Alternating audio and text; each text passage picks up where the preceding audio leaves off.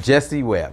I go by many names because of the different things that I do in the community as an entrepreneur, as a black man in the community, and how I support the community. But my name is Jese Webb. Jess, speaking about entrepreneurship, I guess we're jumping into the first topic. Can you tell us a little bit about your entrepreneurial journey and where it started and where it is today during like this, I guess, interesting time? Yeah. So I'll go back to 2006 or 2005, and I'll speak on my journey here in Austin, Texas, because it had a very different start. I came here during Hurricane Katrina. I had a jar of gel, a comb, notebook, a Bible, and a pen, sleeping on the floor in the convention center. I was a previous owner of a salon in Austin, in New Orleans, and I continued my journey here. It proved to be a lot different here, and it tested my entrepreneurship and my knowledge of being an owner. Austin, Texas was different from where I come from, so in the hair industry, even the terminology was different, so I kind of felt like I was starting over, even though I started with nothing. I never say I start with nothing. That's just the figure of speech, because I feel like when I start myself, I've started with everything that I need. So when you start right there, you've got more than you need to be successful. So with a pen, a piece of paper, and putting these things into action that I write down on the paper, and we're looking at this paper every day to remind myself, that's like, I feel that's one of the most important things in becoming a successful entrepreneur. That's a very good analysis. So you're saying you pretty much had a roadmap to your life, and you kind of just followed the guidelines through the trials and the tribulations. Would you suggest that people have more goals that they need to set, higher goals, bigger goals? I never settle for less. If I put my mind to it, I can do it. I started with the salon here.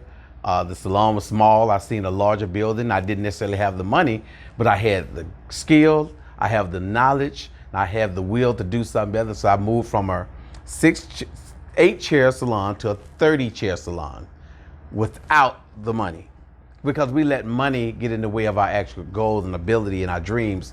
And if you want it bad enough, you'll make a way to get the money. So just where does this willpower come from? Where does this self-discipline come from? Where does this drive for being like finding the ultimate self of you? Where did that come from initially? We never want to forget where we come from. So as a child, I knew I always wanted, I seen one of my teachers, he was a black teacher, and he always come clean. I said, I want to just dress like that.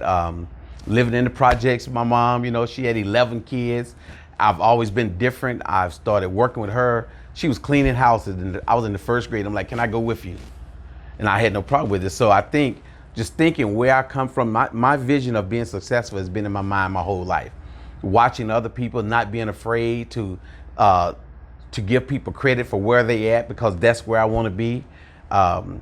Just not forgetting that initial thought of where you want to go, because we don't write it down. We get hundreds of other things going on in life, and you forget what your initial dream was, is that I really just want to be successful. It's not even about being rich. It's being successful, because money don't truly bring you happiness. That brings me to my next question. Why do you think so many people are more scared of success than actual failure in itself? Well, because I think because they look at other people's success and failures, and they put themselves in that shoes when that's not even their journey. Most of the time we see things that we should learn from, not copy. There's a difference, you know, and even if you look and you learn from it, you tweak what was wrong, and there's nothing wrong with that. That's why when people come work for me, I want you to come here, get what you need, and move on. You take my mistakes that I've made in my career as an entrepreneur, make those your pinpoints, not to do this, not to do this, not to do that. And I think that's what people get it confused. It's not necessarily that you fail, that means you need to try again. What lessons would you say just that you learned the hard way? Uneducating myself on what it takes to really run a business. I hear a lot of people say, I want to be business, they think money. It says, for the love of money is the root of all evil. It is not saying that we don't need money. Don't quote me, but in Corinthians, not Corinthians, There's another scripture, I can't remember off back, but it says, wine makes you merry, food makes you happy, but money answers all things. But you don't want the money to be your main goal to where you forget people. Because you need these people to make your business. If you have no one patronize your business, you don't have, I think one of the biggest thing is we forget that common courtesy, professionalism, customer service in whatever field that you're in, to treat people like you appreciate them spending their money. So when it comes to like, how would if you were starting over just like from right now, what would you do if you were starting like, yo, I gotta start over? What would you do first for people who want to start? I would teach them how to learn the legal side of their business, learn the business, learn the paperwork, learn the rules and the guidelines, get the proper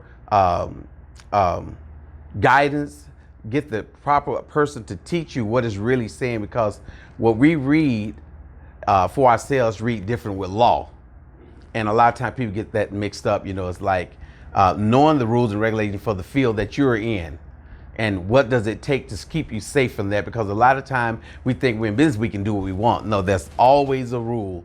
And you stick to those rules, you stick to your business. Just how does someone go about finding mentorship? Because you know, as amazing as you are, you still have time where you got to focus on yourself, and people might want mentorship from you, but you don't have the time to give them. How can people go about getting the right mentorship from the right people instead of being in the streets doing things they're not supposed to and then living a horrible life? Well, shameless plug here. At Steps, striving to empower potential success, we offer mentorship from different age range, different sex, different race. We offer those things to help people, not just for a temporary fix. We want to walk with you. Steps, striving to empower potential success. We're here to empower the fact that you can be successful. So at Steps, you always have a mentor. Even within myself, I look for mentorship. And it's not just getting a mentor, it's wanting a mentor. And that's mean you wanting to learn. You're open to other suggestions and opinion without getting involved emotionally. And that's what it is. Just because people hear your vision, they don't necessarily see it, but they can also give you some powerful input, and you just listen correctly for the part that you need. It might not be right for you, but you take from it for what you need. I can read a whole scripture, and half that scripture might not pertain to me, but that last word on the end might be the one word that I needed to hear.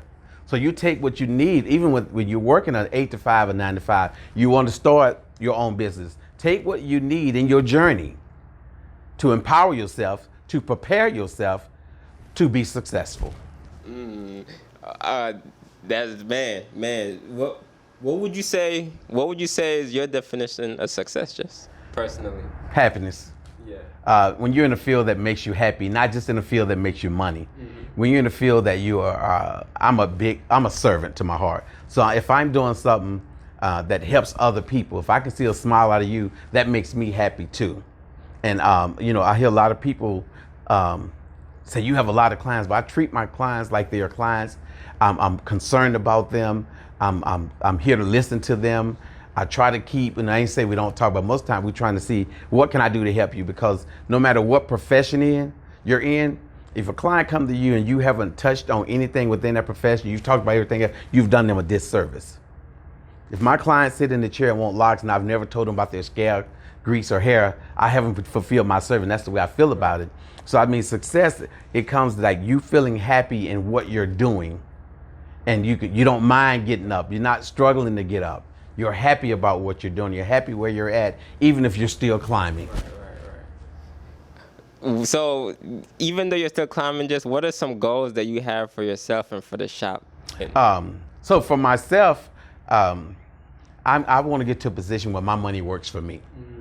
That should be the ultimate goal, where that retirement money, that traveling money, that vacation, where you're not working check to check, because going into business, especially as a small business who are in the same tax bracket as a major business, you have to know how to manage your money. You know how to put your money. You have to know how to work with those busy days and be waiting on the slower days, because this money, most of the time, if you're in a position where you don't have good credit, you're working off what you're working with.